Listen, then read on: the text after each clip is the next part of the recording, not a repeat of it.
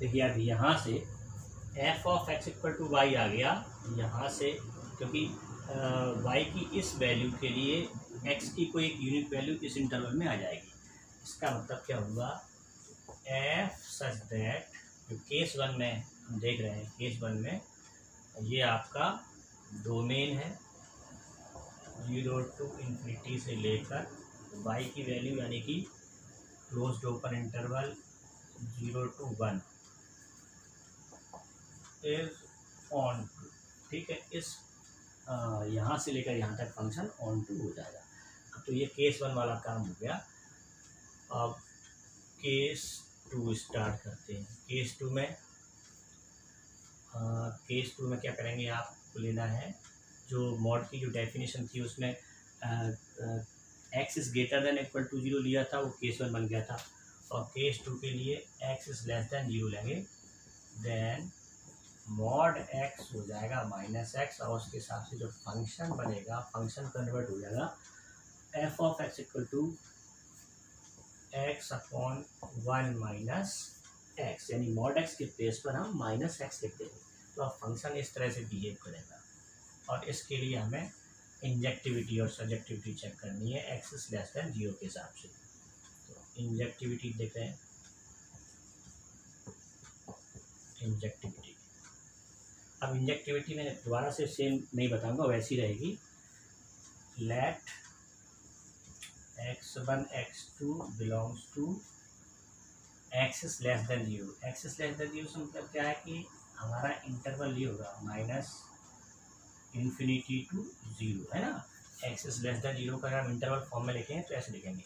तो जो x1 x2 arbitrary element लिए हैं तो वो इसमें से लिए हैं, such that f of x1 equal to f of x2 put करेंगे, और फिर एफ ऑफ x1 की वजह से लिखेंगे x1 upon 1 minus x1, F of x की x2 के प्लेस पर x2 अपॉन 1 माइनस x2। और जब इसे आप सॉल्व करोगे तो आपको मिल जाएगा x1 इक्वल टू x2, है ना। सिंस एफ ऑफ x1 या लिख दो, क्योंकि आपको ये पुट करने पर ये मिला है, तो दिस इम्प्लाइज एफ इज 1 1, यानी इस केस सेकेंड में भी इंजेक्टिविटी तो है, इंजेक्टिव फंक्शन है, ठीक है, 1 1 है। अब इसकी सब्जेक्टिविटी चेक करेंगे केस टू के लिए। तो देखा आपने केस वन के लिए भी हमने इंजेक्टिविटी सब्जेक्टिविटी चेक की थी, और केस टू के लिए भी इंजेक्टिविटी चेक कर चुके हैं और सब्जेक्टिविटी चेक करेंगे। केस टू के लिए करेंगे अभी हम, थोड़ा सा सॉल्यूशन बड़ा है इसका, यहाँ से कर देता हूँ। सब्जेक्टिविटी केस टू के लिए, है ना। लेट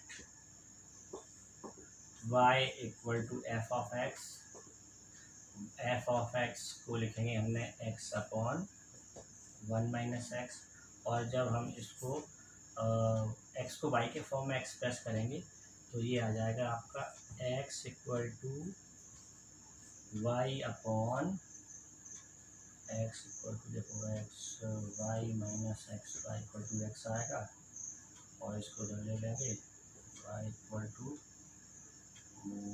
1 प्लस वाई आएगा, है ना। X equal to 1 plus y solve करने के बाद आएगा। अब हम ये देखते हैं कि एक्स कैसा है, एक्स हमारा है लेस देन 0, है ना। लेस देन 0 से मतलब क्या है, एक्स बिलोंग कर रहा है आपका, चलो लेस देन 0 लिख दो, उसके बाद फिर लिख देंगे हम इंटरवल फॉर्म में x is less than 0। Y के लिए देखते हैं कि वाई की वैल्यू क्या हो सकती है। देन एक तो वाई की वैल्यू -1 नहीं होगी, है ना। 1 plus y is not equal to 0, तो वाई -1 नहीं होना चाहिए, कि अगर वाई की वैल्यू -1 हो गई तो डिनोमिनेटर 0 हो जाएगा और एक्स डिफाइन नहीं होगा। इसके अलावा और देखते हैं कि वाई की वैल्यू -1 से कम हो सकती है क्या। अगर हम वाई की वैल्यू -1 से कम ले लें, है ना, तो यहाँ पर चलो -2 लेते हैं, -2, और इधर भी -2, तो -2 अपॉन -1 आएगा, तो ये प्लस की वैल्यू मिल जाएगी एक्स की वैल्यू, है ना। अगर हम जैसे एक्स की वैल्यू वाई की जो वैल्यू है -1 से कम लेते हैं, सपोज करो मैंने -2 ले लिया, तो -2 पर लिखूँगा और 1 प्लस -2 लिखेंगे तो 1 प्लस 1 -2 हो जाएगा, 1 -2 -1 आएगा और माइनस से माइनस साइन कट गया तो 2/1 यानी कि वैल्यू 2 आएगी जो पॉजिटिव है। और x की वैल्यू पॉजिटिव तो हो नहीं सकती क्योंकि x की वैल्यू क्या चाहिए इस केस में, नेगेटिव चाहिए। तो हमें y की वो वैल्यूज़ के बारे में पता लगाना है जिनके लिए x की वैल्यू क्या हो, नेगेटिव हो। तो y must should not less than -1, ये पता चल गया कि y जो है -1 से कम ही होना चाहिए। अब अगर हम देखें कि y 0 हो सकता है, कि y 0 भी नहीं हो सकता, y की वैल्यू अगर 0 लेते हैं तो 0/1 है ना, 0 आ जाएगी x की वैल्यू, लेकिन x की वैल्यू 0 तो हो नहीं सकती, 0 से कम हो सकती है, तो 0 भी नहीं, ठीक है। तो -1 और 0 से ज़्यादा देखें, 0 से ज़्यादा की कोई वैल्यू लेते हैं अपन, y अगर हम 1 ले लेते हैं तो 1/2 आएगा। हाँ, तो देखो y की वैल्यू जो है 0 से ज़्यादा भी नहीं हो सकती, नॉट ग्रेटर देन 0, है ना। तो ये कंडीशंस मिलती जा रही हैं कि y के लिए रिस्ट्रिक्शन आ गया, y के लिए इंटरवल बन सकता है, y बिलोंग करेगा आपका ओपन इंटरवल -1 to 0, है ना, इसमें, ठीक है।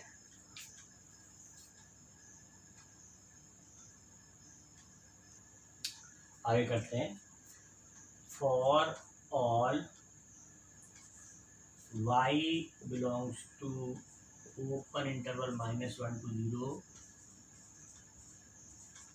there exists x belongs to x is less than 0 का मतलब ये बात हो रही है -∞ to 0 in open interval such that वही आपको f of x equal to y मिल जाएगा। तो मैं यहाँ पे दोबारा सॉल्व नहीं कर रहा हूँ, f of x equal to y, x के प्लेस पर लिख देंगे ये y/1 + y और फिर वो y मिल जाता है सॉल्व करने के बाद, ठीक है। So this implies f such that, या ये लिख देता हूँ, ये पहले का लिखा हुआ है ना, f such that x -∞ to 0 to y है -1 to 0 is on to, अब ये समझ लो कि ये केस 1 का ऑन टू है और ये केस 2 का ऑन टू है, और केस 1 और केस 2 दोनों में 1 तो था ही, तो केस 1 में भी 1 हो गया, केस 2 में भी 1 हो गया, केस 1 में ऑन टू हो गया, केस 2 में भी ऑन टू हो गया। तो अब यहाँ लिखेंगे दोनों केसेस को आपस में कंबाइंड करते हुए, फ्रॉम, ये ऊपर का भी मिटा देता हूँ, पहले का लिखा हुआ है ना, यहाँ से अब आगे करना है, from both cases we get f such that, अब देखो दोनों की हमें उसमें जो लिखा था, उसमें लिखा था f such that 0 to ∞, closed interval था यहाँ पे, है ना, और ये था आपका 0 to 1, इसमें ऑन टू था, ठीक है। अगर हम इसका और इसका डोमेन कंबाइंड करें तो क्या बन जाएगा, ये बन जाएगा आपका -∞ to +∞, है ना, -∞ to 0 और 0 से लेकर फिर यहाँ पर है, तो कंबाइंड हो गया। और इनके करें -1 to 0 और 0 to 1, तो ये बन जाएगा आपका -1 to 1 इन ओपन इंटरवल, ठीक है, is 1 1 and onto both, ठीक है, 1 भी है और ऑन टू है इस केस में, मतलब दोनों कंबाइंड करेंगे दोनों केसेस को, तो फंक्शन हमारा 1 भी आ गया और ऑन टू आ गया। सो इट इज़ इन्वर्टिबल, इसका मतलब इसका इन्वर्स कैलकुलेट कर सकते हैं। So this implies F is invertible. अब इन्वर्स कैसे निकालेंगे? एफ इन्वर्स आपको पता है, एफ इन्वर्स निकालने के लिए हम लिखते हैं f of x equal to y लिखते हैं, और फिर क्या ऐसे लिखते हैं y equal to f inverse x लिख लेते हैं, और फिर सॉरी क्या लिख दिया मैंने, y equal to f of x लिखते हैं, और फिर एफ को इधर लेके आते हैं तो बन जाता है f inverse y equal to x लिख देते हैं। अब एक्स जो है x equal to y upon 1+y भी था, और एक्स इक्वल टू केस 1 में, देखो केस 1 में जो है एक्स की वैल्यू थी y upon 1+y, sorry y upon 1 - y थी, और केस 2 में वाई एक्स की वैल्यू थी वाई अपॉन 1+y जो लिखी हुई है ना। ये केस 1 के लिए था एक्स, और ये केस 2 के लिए था।